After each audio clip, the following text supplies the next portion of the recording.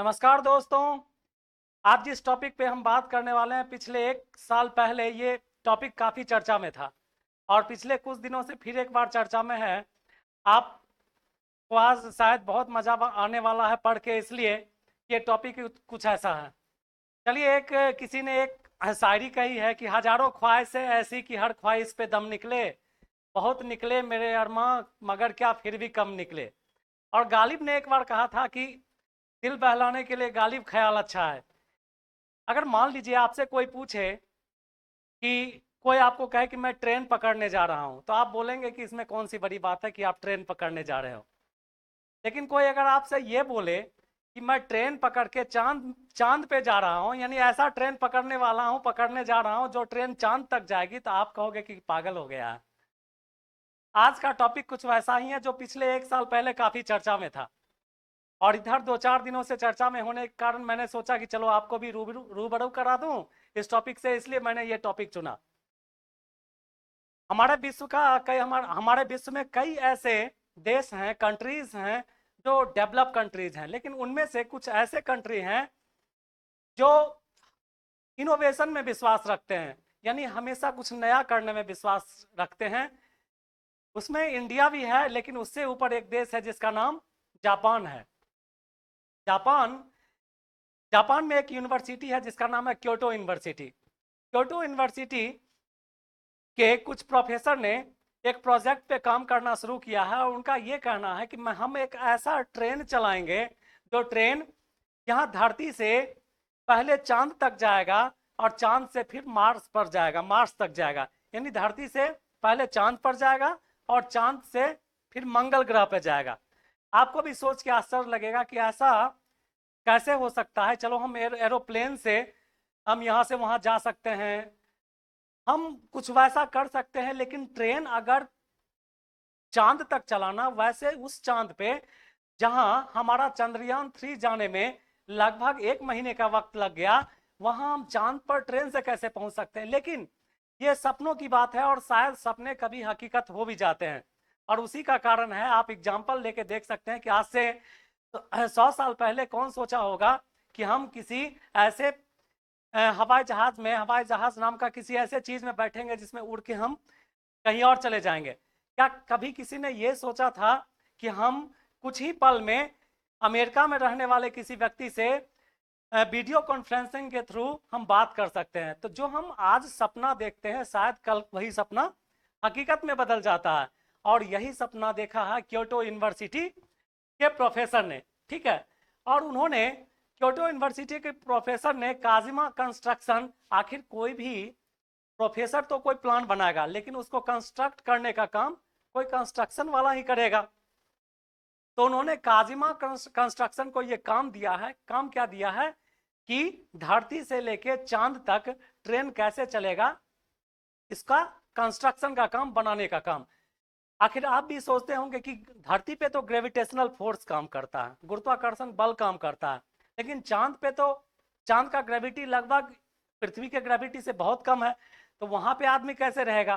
तो इनका यह कहना है कि हम एक ऐसा ऐसा एक हैबिटेट बनाएंगे, जो हैबिटेट यहां से लेके, जो हैबिटेट के थ्रू हमारा ट्रेन जो है उसके चारों तरफ घूमते हुए, जैसे मान लीजिए ये अगर हैबिटेट है, तो इसके चारों तरफ ट्रेन जो है सो घूम घूम के, ऐसे करके घूम घूम के, ऊपर ऊपर करके, जो फिर चंद्रमा तक पहुंच जाएगा और चंद्रमा से फिर कहां पहुंच जाएगा, मार्स, मंगल ग्रह पे पहुंच जाएगा।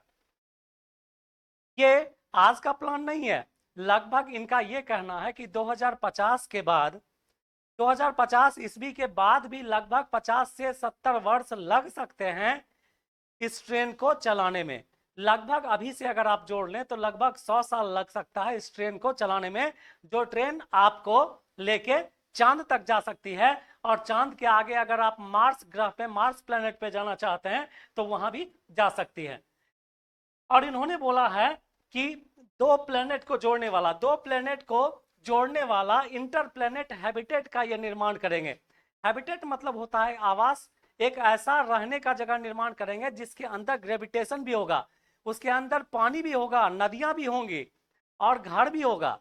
यानी चांद पे चांद पे ऐसा हैबिटेट वो बना देंगे जहां जाके आप पृथ्वी के जैसा महसूस कीजिएगा। और चांद पे बनने वाला इस हैबिटेट का नाम लूना हैबिटेट रखा गया है। क्या रखा गया है?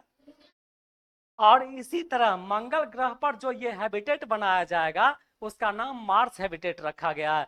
इसका मतलब है कि इनका ये प्लान है कि एक ऐसा हैबिटेट जहां पे आदमी पृथ्वी पे रहने जैसा महसूस करे। और जब आप आज कैसे अंतरिक्ष, कोई भी अंतरिक्ष स्टेशन कैसे हवा में यहां से 400 किलोमीटर लटका हुआ है, तो इन्होंने बोला है कि पृथ्वी से 400 किलोमीटर ऊपर हम एक हैबिटेट बनाएंगे जिसका नाम इन्होंने टेरा हैबिटेट दिया है। क्या नाम दिया? टेरा हैबिटेट नाम दिया। यानी यहां से कोई आदमी ट्रेन पकड़ के चले और 400 किलोमीटर ऊपर जाके 400 किलोमीटर ऊपर जाके फिर आराम कर ले, खाना पीना खा ले, और उसके बाद फिर जो है वहां से फिर ट्रेन पकड़े और सीधे मून पर लैंड करे। आप बोलेंगे कि ऐसा संभव नहीं है।